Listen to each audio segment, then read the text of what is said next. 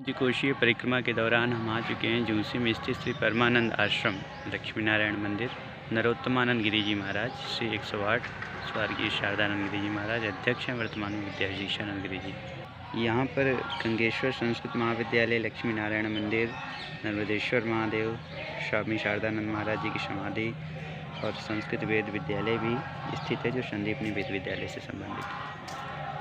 यहाँ लिखा है स्वामी नरोत्तमानंद गिरी वेद विद्यालय संबद्ध एवं अनुदानित महर्षि संदीपनी राष्ट्रीय वेद विद्या प्रतिष्ठान, उज्जैन, मध्य प्रदेश। मानव संसाधन मंत्रालय, महर्षि संदीपनी राष्ट्रीय वेद विद्या प्रतिष्ठान, उज्जैन। शिक्षा मंत्रालय, महर्षि संदीपनी राष्ट्रीय श्री परमानंद आश्रम द्वारा संचालित स्वामी नरोत्तमानंद गिरी वेद विद्यालय, श्री परमानंद आश्रम।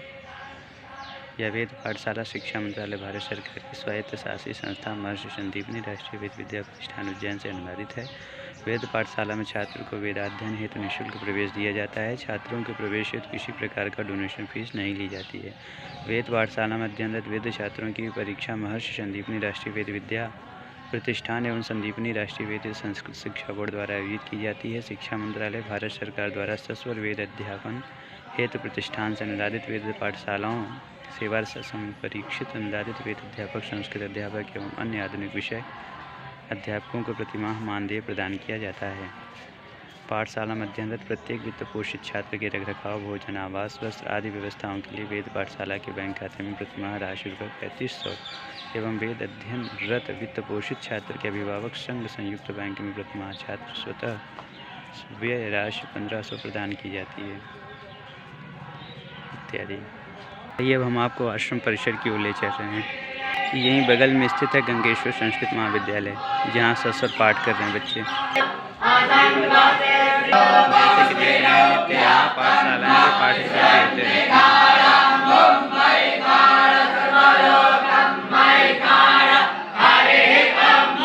यह परमानंद आश्रम पंचायती निरंजनी अखाड़ा से संबंधित है। इसकी स्थापना स्वामी परमानंद गिरी जी महाराज जी ने आज से लगभग 350 वर्ष पूर्व स्थापित किया था।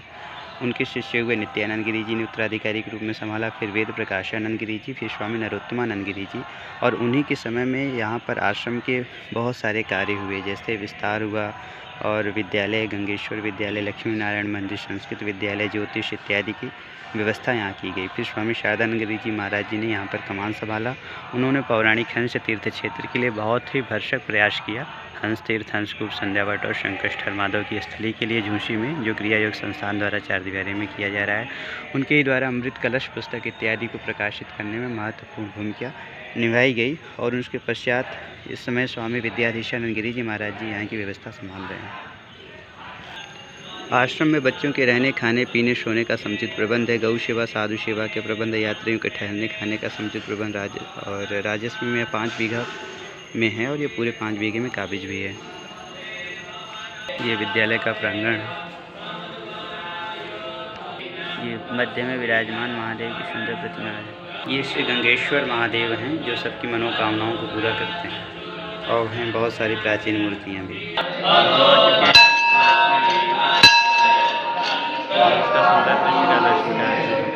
यहाँ महादेव की विधिवत उपासना हो रही है, पूजन हो रहा है। ये विराजमान है श्री लक्ष्मी नारायण महाराज जी का बहुत ही सुंदर प्रतिमा है।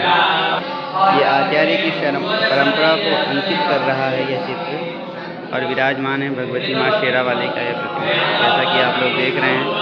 और यहाँ पर वेद विद्यालय की विद्यार्थी लोग अध्ययन अध्यापन करते रहते हैं, जैसे कि दर्शन लाभ हो रहा है आपको। यहाँ पर और भी बहुत सारे प्रकार के अन्य चित्र हैं जो लोगों को अंकित करते हैं।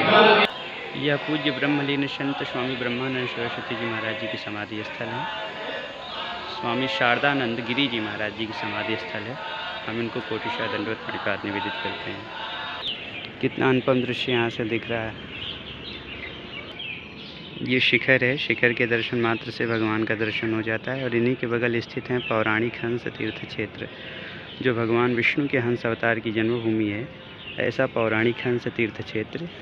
और यहाँ से हंस तीर्थ मंदिर का शिखर का दर्शन भी होता है। ये शिखर है मंदिर का, जहाँ विष्णु भगवान हंस अवतार लेकर के अवतरित हुए थे। और उन्हीं के बगल संध्यावट वृक्ष तीर्थ है। और इन्हीं के नीचे शंकरष्ठर माधव, जो 12 माधव में 90 माधव हैं, उनका मूल स्थान है, लेकिन वर्तमान समय में अमर्यादित हैं क्रिया योग संस्थान के संचालक योगी सत्यनारायण सिंह। इन्होंने अपने चार दीवारी में करके दर्शन पूजन पर प्रतिबंध लगा करके तीर्थ के अस्तित्व को ही नष्ट कर रहे हैं। बगल में श्री कैलाश धाम स्थित है। आइए हम परमानंद आश्रम के इसमें व्यवस्था संभाल रहे हैं। हम अपने पूज्य मोहन ब्रह्मचारी जी महाराज श्री के दर्शन कराते हैं और इनकी विचार जानते हैं। महाराज जी सादर दंडवत। परिक्रमा में आने वाले संतों को और यहाँ भोजन दिया जाता है, आवास दिया जाता है, रहने की जगह दिया जाता है। आप पंचकोशी परिक्रमा के सभी यात्रियों का स्वागत करेंगे? स्वागत करते हैं। महाराज जी, आप शासन तंत्र से क्या चाहते हैं?